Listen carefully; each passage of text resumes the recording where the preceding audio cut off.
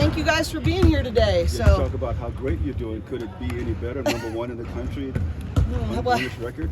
I don't really care. And I know it sounds weird, but we just watch film, and all I care about is I don't care about being number one in the country by rankings. I care about having number one in the country reps.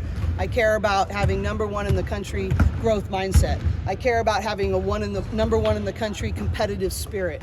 And really that all doesn't matter unless it translates to that level of focus, passion, behavior, improvement. So, I want to be humble about it and go, we are in uncharted waters and we're doing things that no team in UCLA history has ever done. And I'm humbled and thankful, but they didn't hire me or want me to lead them to something in January or February. What concerns you the most about your team? I think two things. We need to take care of the ball better, more consistently, and we need to have better defensive rebounding. And I know that sounds crazy because we lead the Big Ten in almost every rebounding category, but a lot of teams aren't crashing, and so that's a little deceiving, and especially in our guard positions. Lauren covers a multitude of sins, and so we need everybody to step up in the way that we box out and the way that we take care of the ball. We're having too many empty possessions as a result. Being in the new conference, does this change your approach or your attitude of physical play? No, not at all. I just think that if you want to be, playing in Tampa, you better be the tougher, more together team. I don't care what conference you come from.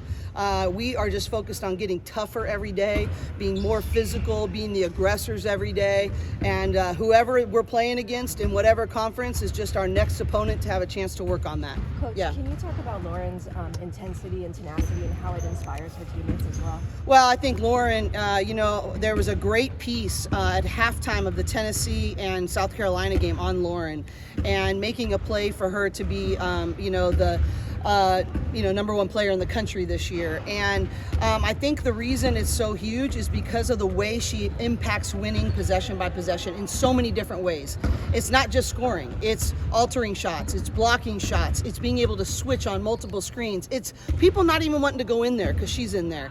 The way she sets screens for other people, the way she does so many things that impact winning on both sides of the basketball. I do not think her impact can be understated or overstated. I mean, she's just, I don't know. I was looking at some statistics when I was watching film last night, and I'm not sure there's been a better, more impactful player in the country, regardless of position, in the last 5 games. Is she kind of a throwback as a post player? I would say no, and the reason why I say that is that when you watch her in our offensive system, she gets out and handles the ball and gets in DHO situations. She switches screens 1 to 5.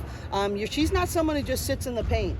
Her skill set is way beyond the traditional old school center position, and so I think she's not a throwback. She's a generational talent. Period. I know last year it was kind of a struggle at times to get her the ball in the post. Yeah. This year, been much more consistent across the board. What do you think's been the biggest key there? Well, really, she would credit her teammates. They have really taken pride in working on it. She talked about it in the press conference after the Maryland and Rutgers games, that she says, I'm just so appreciative of my teammates. I can see they're looking for me more. They're knowing how to pass it to her, both off the bounce and pick and roll situations, but also in traditional post feeds. But she said it first. Her teammates deserve a lot of credit because we ride them hard when they don't get her the ball in really good scoring positions. And also a credit to her, though. She's gotten better at sealing earlier. She's gotten better at setting and using screens so that those reads are not as difficult. She obviously, we have great talented guards, and she's really talented, but it's the execution and attention to detail that has really gotten better. You've started Angela at that 4 spot pretty consistently. What has she done to secure that spot? Well, I was talking to a donor yesterday, and he said, I'm not sure you have a more improved player. And I would agree with him. She has put in the work, not just on the court in terms of her statistics, her basketball IQ and understanding her role and how she's best, her emotional just sort of stability and mentality game by game. And and that's why she's been in our starting lineup for the most consistently. And we have a lot of, I mean, I've said several times, we've got 8 starters, and that's not a cliche, that is a truth. If you watch, you guys are all here at our practices, you can see it, you know. And the reality for me, though, is that Angela has most consistently helped us get more winning possessions to start games. And so, it's a credit to the work she's put in. But I can say that about London Jones. I can say that about all of our returners. And I really got to credit my staff. I really do believe we have one of the best intentional player development programs in the country. And that is sacrificial and well-designed. And it's predominantly the credit goes to our assistant coaches. What did you expect going into the Big Ten this year, and how have your expectations been met? I think, I knew that with 18 teams, if you were talking about the Big Ten 10 years ago or even 5 years ago, I would have said, slow it down, very different kind of style of play than we're used to in the Pac-12, or even when I was in the ACC, very different. Now, I don't say that anymore. When you talk about, you go across all those teams, you've got full court pressing teams like, Ohio State, that's really, that way. You've got real execution, fine-tuning teams like Nebraska. I mean, I could go through the list. There's varied styles of play, really high levels of individual and collective talent, and the coaches in this league challenge me to be better every time. So I'm really thrilled to be a part of the Big Ten, and they're predicting maybe 12 teams to get into the NCAA tournament. I'd say we're in a pretty good spot. And then to go along with that, the travel and the challenges that go along with that, and yeah. There's challenges to everything. There'd be a lot of challenges to not have a conference to go to right now, right? I think the reality is that college basketball and college athletics, it has changed. And do I miss some of the other parts? Was I sad to see some of them go? Yes, I was. But you know what? I want to be a great coach, and I want to continue to teach, mentor, and equip young people. And I get to be in the Big Ten. I get to be the most heavily resourced conference in the United States. What do I have to complain about? And I have an administration who has really stepped up in how we travel and giving us opportunities to, play against the best, compete with the best, and travel in a way that gives us an opportunity to perform at the highest levels. No complaints here. It's been a month, I think, since you've played in this building. What have been the benefits of that kind of schedule over the last month for building mental toughness? Well, and everything? yeah, I think there's no question we earned more toughness. You cannot give toughness. You cannot hope it into place. You have to go earn toughness. And you earn toughness by conquering hard things. You also earn confidence that way. And so I do think we've been forced to find that. And you need reference points of when you've had to do that and when you've collectively come together and you've not just made an individual toughness choice, we've made a collective toughness choice. And I think we've been forced to do some of that. And my hope is that we'll pack this place out and have a more friendly atmosphere, but that we'll carry that over into playing into Pauley. Coach, can you talk just a little bit about the contributions of Lauren Betts? Well, Lauren Betts is, I believe the most impactful player in the country right now. So she's tremendous.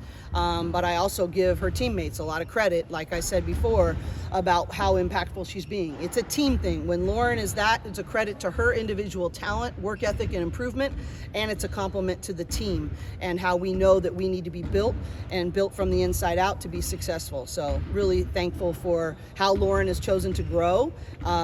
She has great humility. She wants to be coached hard. She's grown a ton. But LA should come out and watch her. I mean, she is literally a talent that she's inspiring to young people. She's growing every time, and she has the character to be a great role model as well. All the great ones have those qualities, don't they? Well, I would argue so, yes. I believe that the great ones, it's not just about their performance, it's about their character. And we want to value both. Coach, you guys have consistently been the bigger, taller team in a lot of your matchups this year. How much, if at all, does your approach and preparation change for teams that do have bigger post players like the Ohio States and the Penn States? Yeah, to be honest with you, we've been able to negate anybody that's even close to us from a size perspective.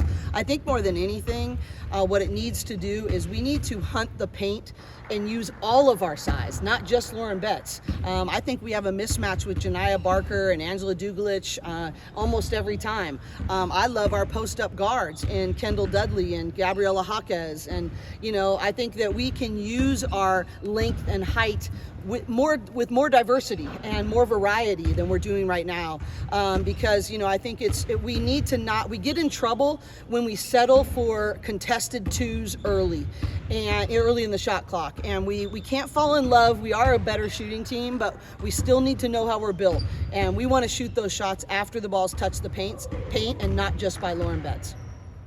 Anybody else? I appreciate you guys being here. Thank you so much.